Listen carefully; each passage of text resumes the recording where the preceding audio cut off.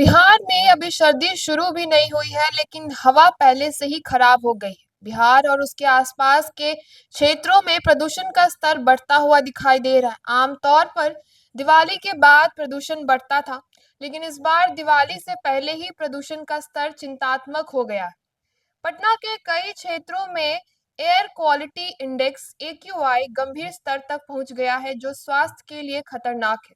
लोगों को सांस लेने में कठिनाई और आंखों में जलन जैसी समस्याएं हो रही है। जहरीली हवा में सांस लेने को मजबूर लोग ठंड की आहट के साथ ही पटना में वायु प्रदूषण का स्तर लगातार बढ़ रहा है। आज भी डाकबंगला चौराहा का और तारामंडल क्षेत्र में AQI 170 से ऊपर पहुंच गया है, जबकि राजा बाजार में 165 हो चुका है। दिवाली के मौके पर पटना सहित कई स्थानों पर पटाखे छोड़े जाते हैं।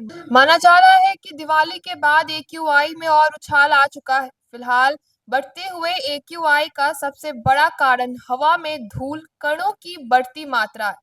आज भी पटना की हवा में PM10 कणों की मात्रा मानक से दुगनी हो चुकी है। नेत्र रोग विशेषज्ञ डॉक्टर सुनील कुमार सिंह का कहना है कि पटना में हवा प्रदूषित हो चुकी है और खासकर अस्थमा और सांस के मरीजों को सतर्क रहना चाहिए। इन लोगों को बाहर निकलते समय मास्क पहनना चाहिए और हवा में बढ़ते प्रदूषण से आंखों में जलन भी हो सकती है। ऐसे में लोग बाहर से घर लौटने पर आंखों को पानी से धोएं, इससे राहत मिल सकती है। प्रदूषण में बचाव के लिए बिहार में निकलते हुए समय मुंह और नाक को ढककर या मास्क पहनकर निकलना चाहिए।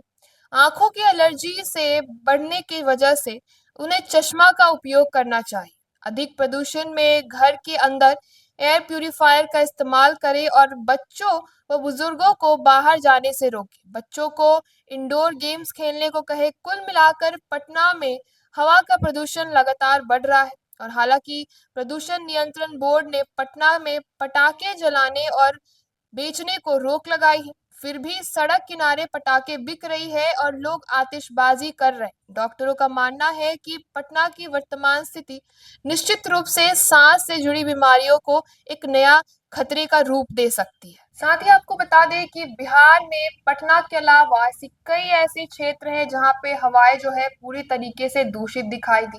बात करेंगे हाजीपुर, जहां का लेवल 304 रहा।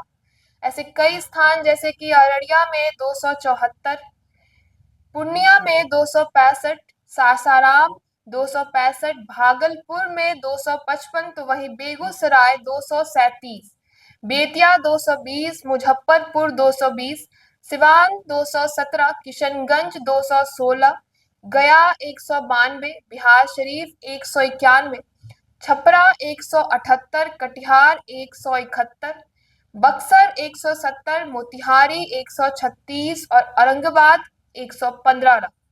तो आपसे बता दें कि साथ ही जिस तरीके से दिवाली के बाद हम देख सकते हैं कि पटना में खास करके दूषित हवाएं जो है फैली हुई है, ऐसे में लोगों को पूरे तरीके से सतर्क रहना चाहिए। अपने घरों में, अपने आसपास में जिस तरीके से हम दिवाली मनाते हैं उस चीज का ध्यान रखना चाहिए और साथ ही कई लोग जो अस्थमा के चपेट में आ सकते हैं, ऐसी कई बीमारियां जो लंग्स को अफेक्ट करे या किसी भी चीज में ऐसी बातें हो, तो हम इन सब चीजों से सतर्क रहें।